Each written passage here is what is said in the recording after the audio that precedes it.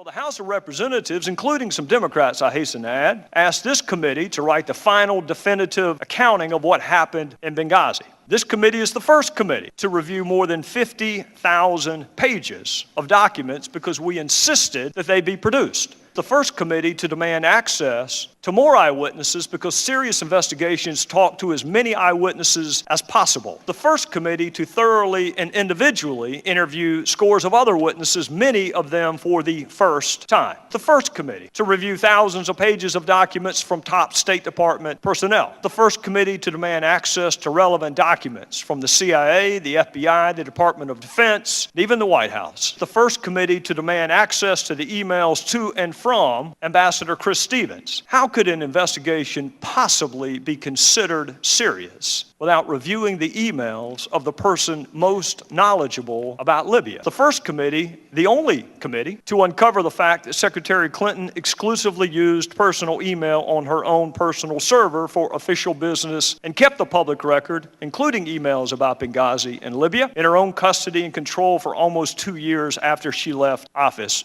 Understanding what happened in Benghazi goes to the heart of who we are as a country and the promises we make to those that we send into harm's way. We're going to find the truth because there is no statute of limitations on the truth. The gentleman from Illinois, Mr. Roskam.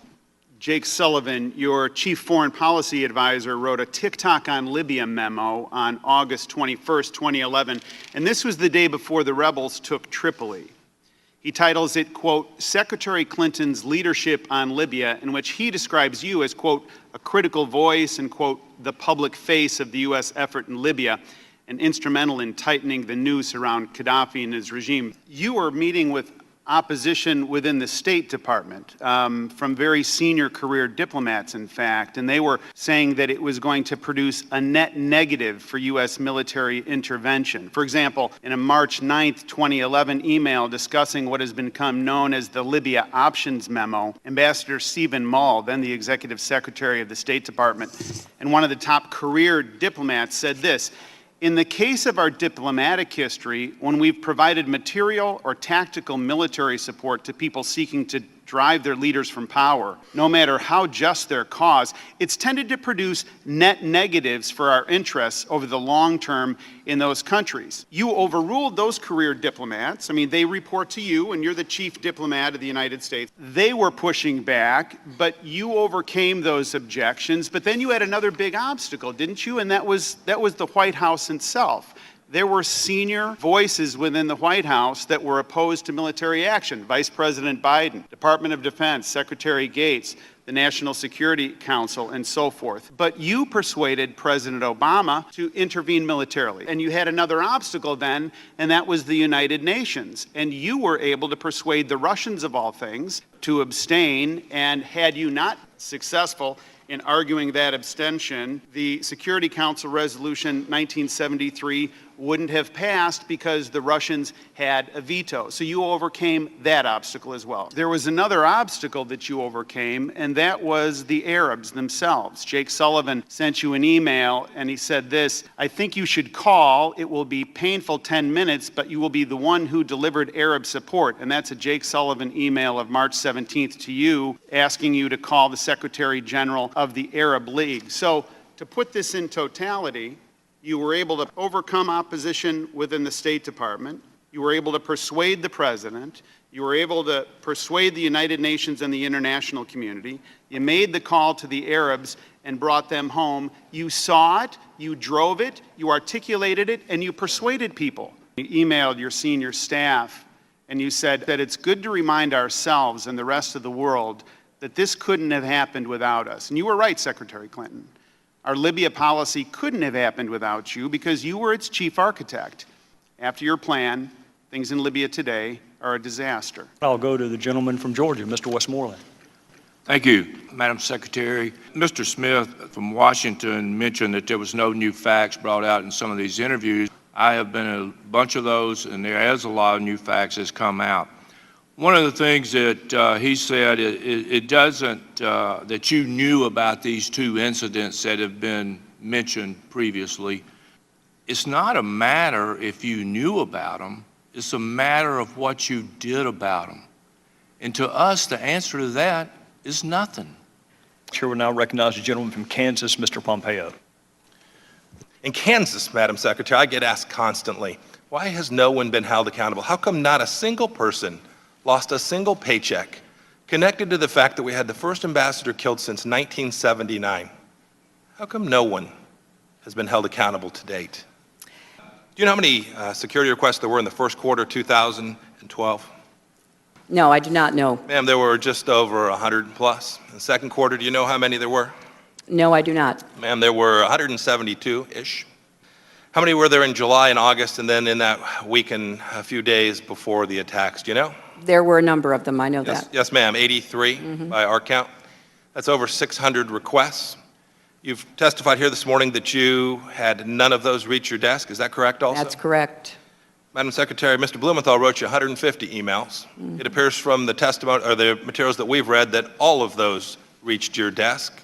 Can you tell us why security requests from your professionals, none of those made it to you, but a man who was a friend of yours, who'd never been to Libya, didn't know much about it, every one of those reports that he sent on to you that had to do with situations on the ground in Libya, those made it to your desk. You asked for more of them, you read them, you corresponded with him, and yet the folks that worked for you didn't have the same courtesy.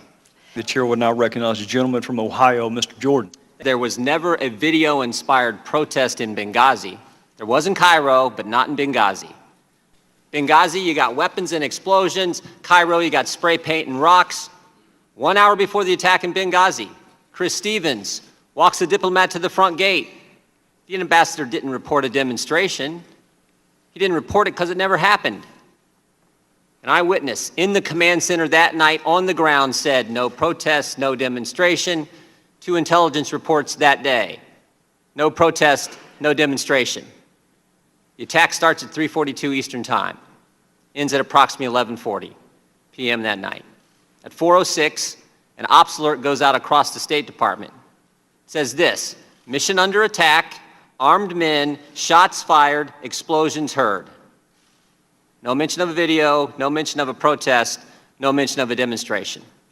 But the best evidence is Greg Hicks, the #2 guy in Libya, the guy who worked side by side with Ambassador Stevens. He was asked if there had been a protest, would the ambassador have reported it? Mr. Hicks' response, absolutely. For there to have been a demonstration on Chris Stevens' front door and him not to have reported it is unbelievable, Mr. Hicks said. He said, secondly, if it had been reported, he would have been out the back door within minutes, and there was a back gate. Everything points to a terrorist attack, and yet 5 days later, Susan Rice goes on 5 TV shows, and she says this: Benghazi was a spontaneous reaction as a consequence of a video. A statement we all know is false, but don't take my word for it. Here's what others have said. Rice was off the reservation on 5 networks, White House worried about the politics. Republicans didn't make those statements.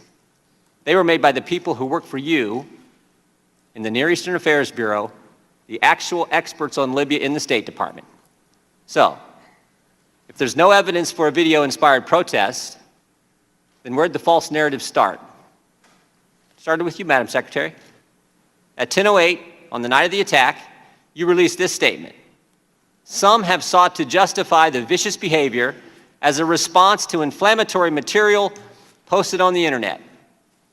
At 10:08, with no evidence, at 10:08, before the attack is over, at 10:08, when Tyrone Woods and Glenn Doherty are still on the roof of the annex fighting for their lives, the official statement of the State Department blames a video. It was interesting what else Ms. Newland said that day. She said, if pressed by the press, if there's a connection between Cairo and Benghazi, she said this: there's no connection between the two. So here's what troubles me. Your experts knew the truth. Your spokesperson knew the truth. Greg Hicks knew the truth. But what troubles me more is I think you knew the truth. I want to show you a few things here. You're looking at an email you sent to your family. Here's what you said. At 11 o'clock that night, approximately 1 hour after you told the American people it was a video, you say to your family, 2 officers were killed today in Benghazi by an Al-Qaeda-like group. You tell the American people one thing, You tell your family an entirely different story. Also, on the night of the attack, you had a call with the president of Libya. Here's what you said to him. Ansar al-Sharia is claiming responsibility. It's interesting, Mr. Katala, one of the guys arrested and charged, actually belonged to that group. And finally, and most significantly, the next day, within 24 hours, you had a conversation with the Egyptian Prime Minister. You told him this: we know the attack in Libya had nothing to do with the film. It was a planned attack, not a protest. State Department experts knew the truth. You knew the truth, but that's not what the American people got. Why didn't you tell the American people exactly what you told the Egyptian Prime Minister? Seems to me that night you had three options, Secretary. You could tell the truth, like you did with your family, like you did with the Libyan president, like you did with the Egyptian Prime Minister. Tell them it was a terrorist attack. You could say, you know what, we're not quite sure. But you picked a third option. You picked the video narrative. You picked the one with no evidence, and you did it because Libya was supposed to be this great success story for the Obama White House and the Clinton State Department. And a key campaign theme that year was GM's alive, bin Laden's dead, Al-Qaeda's on the run. And now you have a terrorist attack. And it's a terrorist attack in Libya. And it's just 56 days before an election. You can live with a protest about a video. That won't hurt you. But a terrorist attack will. So you can't be square with the American people. Madam Secretary, Americans can live with the fact that good people sometimes give their lives for this country. They don't like it. They mourn for those families. They pray for those families. But they can live with it. But what they can't take, what they can't live with, is when their government's not square with them. Well, the House